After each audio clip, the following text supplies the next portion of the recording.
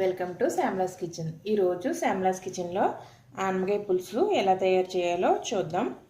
ఆనపకాయ పులుసుకి కావలసిన పదార్థములు: ఆనపకాయ ముక్కలు. ఆనపకాయ చిన్నదైతే సగం బద్ద సరిపోతుందండి, పెద్దదైతే ఒక చీరికి సరిపోతుంది. అంటే 4 భాగాలుగా చేసుకుంటే ఒక భాగం అయితే సరిపోతుంది. ఈ విధంగా చెక్కు తీసుకుని ముక్కలుగా కట్ చేసుకుని పెట్టుకోవాలి. 1 టమాటా, 1 ఉల్లిపాయ ఈ విధంగా చీరికల్లా కట్ చేసుకుని పెట్టుకోవాలి.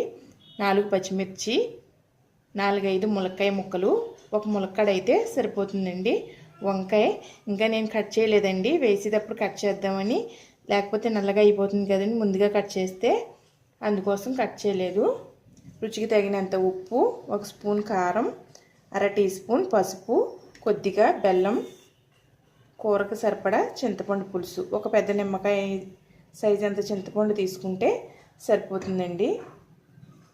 ఇప్పుడు మనకి కిచెన్లో తొందరగా పని అయిపోవాలనుకుంటాం కదండి. వంటగదిలో ఎంత తొందరగా అయితే అంత హ్యాపీ కదండి ఆడవాళ్ళకి.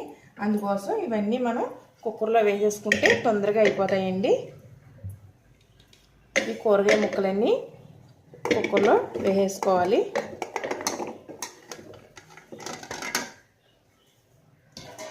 అలాగే ఇందులో ఉప్పు, కారం, పసుపు, బెల్లం కూడా వేసేసుకోవాలి. ఇప్పుడు నేను ఈ వంకాయని కోసి ఇందులో వేసి చింతపండు పులుసు కూడా పోసిన తర్వాత చూపిస్తానండి. ఈ విధంగా వంకాయ ముక్కలు ఈ సైజులో కట్ చేసుకుని వేసుకోవాలండి. కుక్కర్లో వేస్తున్నాం కాబట్టి కొంచెం పెద్ద సైజే కట్ చేసుకోవాలి. ఇప్పుడు చింతపండు ఈ విధంగా రసం తీసుకుని ఇందులో వేసేసుకోవాలి. మనకి ఈ చింతపండుకి ఎంతైతే రసం వస్తుందో అంత రసం తీసుకుని వేసుకోవాలి.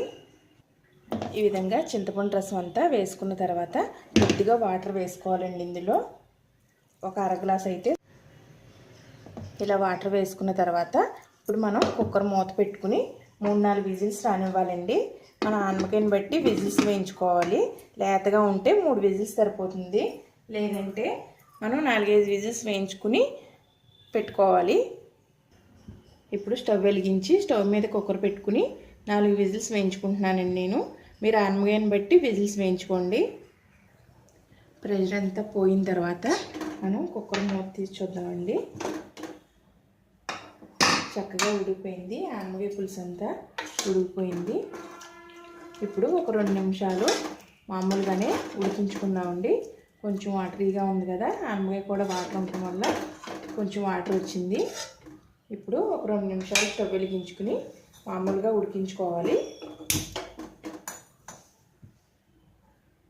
ఈ లోపు మనం పోపు సిద్ధం చేసుకోవాలండి. వెల్లుల్లి 4-5 రేకల వెల్లుల్లి, 1/2 టీ స్పూన్ వాంటాలు, టీ స్పూన్ జీలకర్ర, 4 ఎండుమిర్చి, కొద్దిగా కరివేపాకు, కొద్దిగా కొత్తిమీర. ఇలాంటి పులుసు కూరల్లో కొత్తిమీర వేసుకుంటే చాలా టేస్టీగా ఉంటుందండి. నేను ఇక్కడ ఆవాలకు బదులుగా వాంటాలు వాడుతున్నానండి. ఈ విధంగా ఆవాల కన్నా చిన్నగా ఉంటాయి వాంటాలు. ఇలా పులుసు కూరలో వేసుకుంటే చాలా టేస్టీగా ఉంటాయి. ఇలా ఉడుకుతున్నప్పుడే ఉప్పు చూసుకుని, ఉప్పు సరిపోకపోతే కొద్దిగా వేసుకుని పోపు వేసుకోవాలండి. పోపు వేసుకోవడానికి పోపు మూకుడు పెట్టుకోవాలండి. ఇప్పుడు ఇందులో 1 స్పూన్ ఆయిల్ వేసాను, 1 స్పూను నెయ్యి కూడా వేస్తున్నానండి. మీకు ఏది ఇష్టమైతే అది వేసుకోవచ్చు.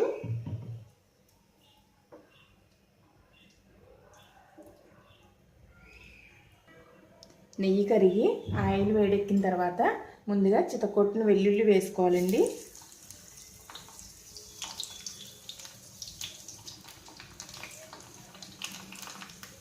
వెల్లుల్లి ఈ విధంగా వేగుతుండగా జీలకర్ర, వాంటాలు వేసుకోవాలి.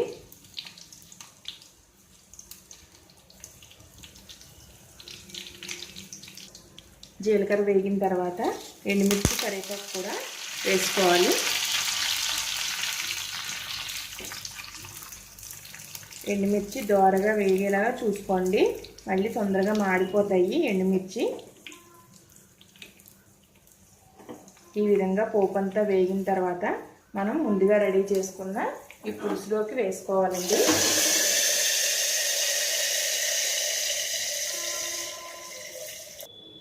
పోపు అంతా పులుసుకి పట్టేసిన తర్వాత ఒకసారి ఈ విధంగా పైకి కిందకి కలుపుకోవాలండి. కలుపుకొని ఒక 2 నిమిషాలు అలా సిమ్లో పెట్టి ఉడికించుకోవాలి. ఉడికిన తర్వాత మనం ముందుగా రెడీ చేసుకున్న కొత్తిమీరని వేసుకోవాలి. చాలా సింపుల్గా రెడీ అయిపోయింది కదండి పులుసు కూర. ఈ విధంగా కుక్కర్లో పెట్టుకుని ఇలా పోపు వేసేసుకుంటే సింపుల్గా పొద్దున్నే హడావుడి లేకుండా చాలా తొందరగా రెడీ అయిపోతుంది.